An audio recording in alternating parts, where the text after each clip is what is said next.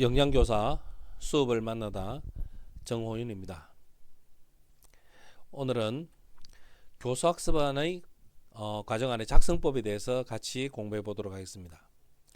교사학습 과정안은 시대를 지나면서 많이 변화하고 또 진화해 오고 있습니다. 또 이러한 교사학습 과정안은 영양 수업에 있어서도 많은 변화와 진화를 보이고 있습니다. 그만큼 여러분의 수업이 질적으로 성장하고 있으며 또 학습 과정안의 작성 또한 매우 발전하고 있음을 말씀드리겠습니다. 수업 지도안은 다음과 같은 필요성에서 작성이 됩니다. 먼저 학습의 요건을 빠짐없이 다루어 갈 수 있습니다. 두 번째, 목표, 내용, 방법, 매체가 혹은 평가 간 유기적 통합을 통해 학습 효과를 극대화할 수 있습니다. 그리고 학습자 입장에서 적극적인 수업 참여를 유도하고 궁극적으로 수업의 효과를 높일 수 있습니다. 네 번째, 수업에 관한 의사소통의 수단으로 사용합니다. 그리고 옳으나 잘못을 미리 찾아내서 교정할 수 있다는 필요성에 의해서 작성이 됩니다. 하지만 수업 지도안은 몇 가지 제한점이 있는데 교사학습 과정안이 모든 수업의 해결책은 아니라는 말씀입니다. 그리고 두 번째, 어떠한 교육활동은 수업 활동 없이도 일어날 수 있다는 것입니다.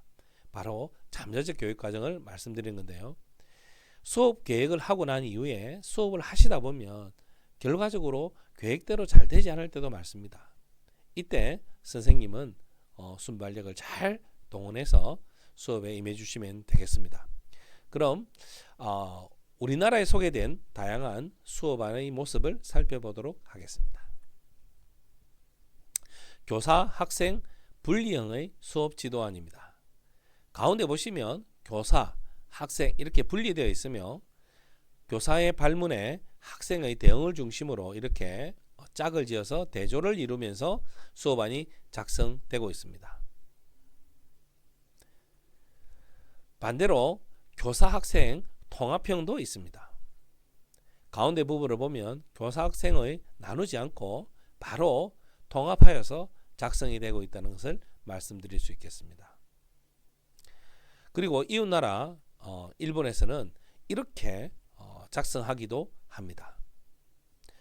교사학습 과정안은 정해진 틀이 있는 것이 아니며 전국적으로 다양한 모습으로 사용되고 있다는 것을 말씀드립니다. 여러분이 수업할 때 여러분의 수업 목표에 맞게 어떤 수업을 하려고 하느냐 하는 것도 교사의 전문성의 한 방법이 되리라 생각합니다. 그럼 지금부터는 교사학습 과정을 작성할 때 우리가 꼭 유념하고 지켜야 될 몇 가지 유의점을 생각하면서 살펴보도록 하겠습니다. 먼저 지도안의 표지 부분입니다. 표지를 보면 일단 표지 사진을 볼 수 있는데요. 이 표지의 사진은 수업과 직접적인 관련이 있어야 됩니다. 그리고 두 번째로 흑백으로 인쇄가 가능할 수 있어야 된다고 말씀드린데요. 흑백으로 인쇄했을 때 어떤 그림인지 어떤 내용인지 알 수 있다 없다면 그림을 대체하는 것이 필요합니다. 그리고 세 번째로 중요한 내용입니다. 저작권의 문제에 저촉되지 않도록 본인이 직접 제작하거나 있는 사진을 찍는 것이 도움이 되겠습니다. 가급적 교과서의 그림을 사용해 주시고 만약에 다운을 받는다면 저작권법에 대해서 조금 더 신중할 필요가 있다 이렇게 말씀드리겠습니다. 지도안의 도입 부분입니다. 보통 동기유발 자료를 공개를 하지 않고 지도안을 작성하는데요. 지금처럼 동기유발 자료를 공개하는 것도 매우 좋은 지도안의 예라고 하겠습니다. 만약 영상을 사용하신다면 영상의 사용 시간과 내용까지도 자료 및 유의점에 꼭 기록해 주시고요. 내가 이 자료를 사용한 의도가 있다면 반드시 수업자의 의도도 기록해 주셨으면 좋겠습니다. 그리고 학습 문제 제시 방법을 안내해 주시기 바라며 지금 아래 보면 식품 알레르기에 대해서 알아봅시다 라는 학습 문제 앞에 알레르기에 관한 아이콘도 자세하게 안내되어 있음을 알 수 있습니다. 지금까지 수업의 도입 부분에 동기유발 자료가 드러난 지도안은 거의 없었습니다만 영양생님의 수업에는 이렇게 동기유발 자료도 자세하게 소개해 주는 것이 친절한 지도안의 모습이라 말씀드리겠습니다. 다음은 전개 부분에 대해서 한번 살펴보겠습니다. 전개 부분에서도 그림 자료로 지도안에 꼭 들어가야 될 부분이 있다면 이렇게 지도안에 삽입을 해주는 것이 필요합니다. 그냥 식품 알레르기를 일으키는 식품에는 어떤 것이 있을까요? 하고 사진만 제시한다면 말만 제시한다면 지금처럼 친절한 지도안이 될 수는 없을 것입니다. 따라서 내가 작성한 지도안에 예화 자료가 있다면 예화 자료의 내용도 삽입해 주시고 또 이 예화 자료도 함께 또 밑에 보시면 식품 알레르기 주요 증상에 대해서도 사진과 함께 판서가 되겠지만 이 내용도 지도안에 꼭 넣어 주시는 것이 좋겠습니다. 그리고 이 지도안의 전개 부분에 대해서 하나 더 참고로 말씀드리면 그림에 나타난 바와 같이 학생들의 작업 수행 과정, 즉 과제 수행 과정도 지도안에 넣어 주셨으면 좋겠습니다.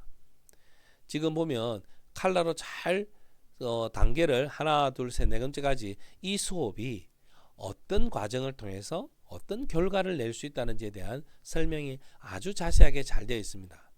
이 지도안을 보면 이 수업에 대해서 선생님들이 할 수 있다는 자신감을 가질 수 있겠죠. 그리고 필요하다면 오른쪽 편에 인성 요소나 창의 요소를 기록하셔도 되리라 생각합니다. 마찬가지로 지도안의 정리 부분을 살펴보겠습니다. 이 지도안의 정리 부분은요, 이전 시간에 설명해 드린 바와 같이 학습 목표의 달성을 위한 문제, 그리고 학습 내용 정리, 그리고 차시 예고 등이 드러나 있어야 된다고 말씀드렸습니다.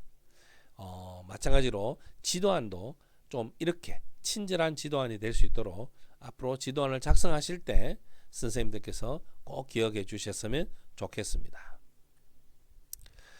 끝으로 판서계획에 대해서 말씀드리겠습니다. 수업안을 작성하실 때 판서계획은 지금처럼 사진을 찍어서 제시해 주는 것이 좀 친절한 지도안의 좋은 예라고 말씀드리겠습니다.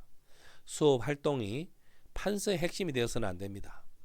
예를 들어서 판서의 가운데 활동 1, 활동 2, 활동 3이 들어간다면 이것은 좋은 판서 계획이 아니라고 말씀드립니다. 수업의 핵심 내용이 지금처럼 잘 드러날 수 있도록 판서 계획을 세우시는 것이 중요합니다. 그리고 이 판서 계획을 통해서 이 수업이 무엇을 지향하고 있는지 그리고 또 선생님께서 어떤 내용으로 수업을 할 수 있는지에 대한 명확하게 구분이 잘 된다고 말씀드릴 수 있겠습니다.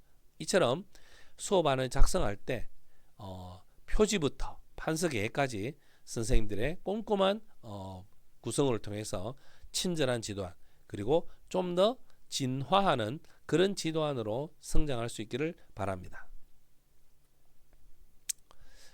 힘든 일이 있어도 내가 처음으로 교단에 섰을 때 떨리는 두려움, 설레는 첫 마음을 기억하며 겸손한 자세로 극복하게 해 주십시오. 어느 날 꽃자리에 가장 눈부신 보람의 열매 하나 열리는 행복을 기다리며 오늘도 묵묵히 최선을 다하는 아름다운 교사가 되게 해 주십시오. 이혜인 님의 어느 교사의 기도 일부분입니다. 저도 여러분도 항상 미소를 잃지 않으면서 지식보다는 지혜를 가르치는 교사가 되었으면 합니다. 들어주셔서 감사합니다.